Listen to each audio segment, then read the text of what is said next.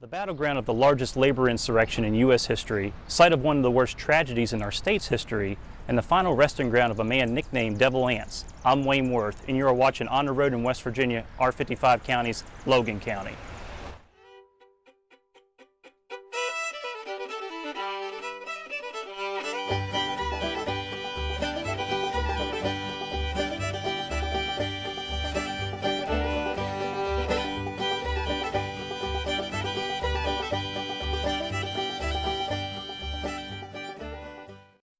Before coal's influence on Logan County's story, and even before the first permanent white settlement, a young Shawnee lady named Aracoma and many of her people settled Middleburg Island in what is today Logan, West Virginia. Now this was during the 1760s and 1770s when relations between the natives and the white settlers were not the best by any stretch of the imagination. However, Aracoma, even after her father Chief Cornstalk's death, still made it her life to make peace with the white settlers, to the point where she married a white man named Bolin Baker. Unfortunately, in 1780, she was killed in a raid.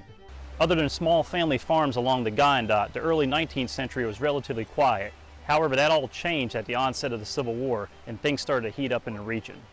Now, there were no major battles in Logan County, but the Union forces did occupy the town of Aracoma, which was the county seat at the time, and burned the courthouse in 1862.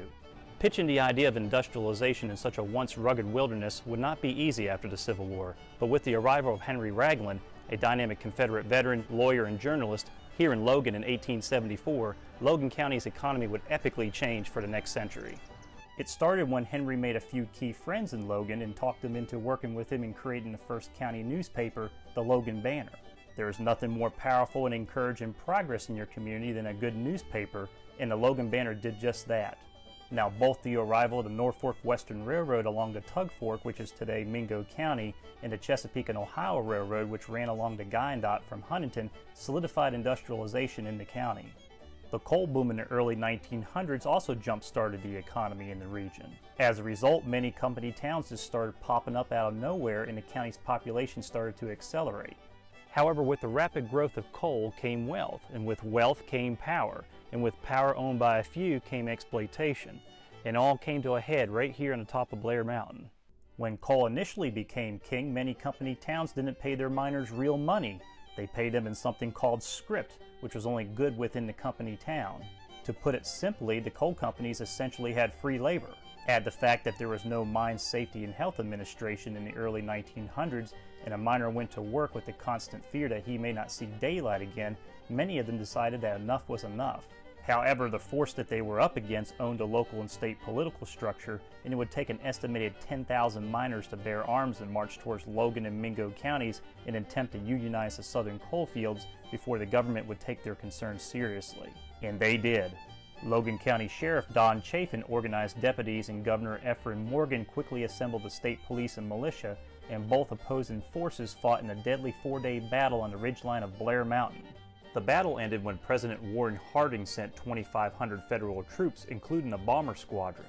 Many of the miners were World War I veterans and refused to fire upon their fellow soldier, which resulted in them laying down their arms. It would take another 12 years until the southern coal fields would be unionized with the implementation of Franklin Roosevelt's New Deal in 1933. With the United Mine Workers now being able to organize in the southern coal fields and the steady growth and production of coal, Logan County evolved into an economic powerhouse. However, this didn't go without tragedy.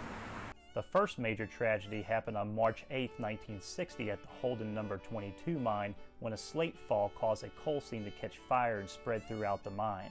Sadly, 18 men perished from carbon monoxide poisoning, and as a result, 72 children were left without a father. Then there's Buffalo Creek.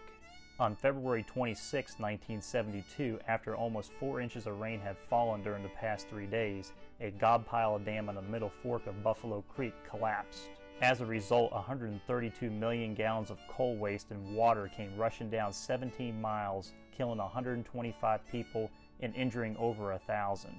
The owner of the dam, the Pinson Coal Company, declared the dam break as an act of God.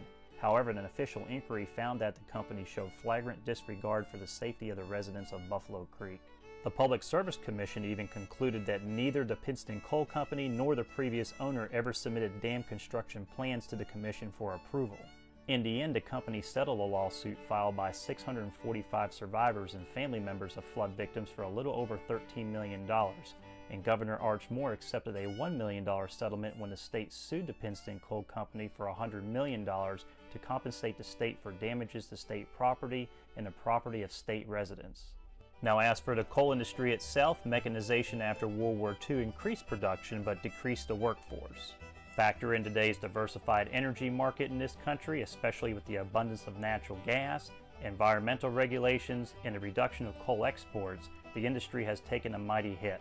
Now, the county's economy may never be what it was when coal was king, but with the coming of Corridor G, US 119, and the current construction of a 30-mile corridor that will eventually run from Logan to Gilbert in Mingo County, the opportunities for future economic development will be there. Corridor G has also provided faster access to towns such as Chapmanville, opportunities in higher education with Southern West Virginia Community and Technical College, and outdoor recreation activities such as Chief Logan State Park and the Hatfield and McCoy Trail system. Which takes us here to the grave of Anderson Devilance Hatfield, who was the patriarch of the Hatfield family and their fearless leader during the famous Hatfield and McCoy feud.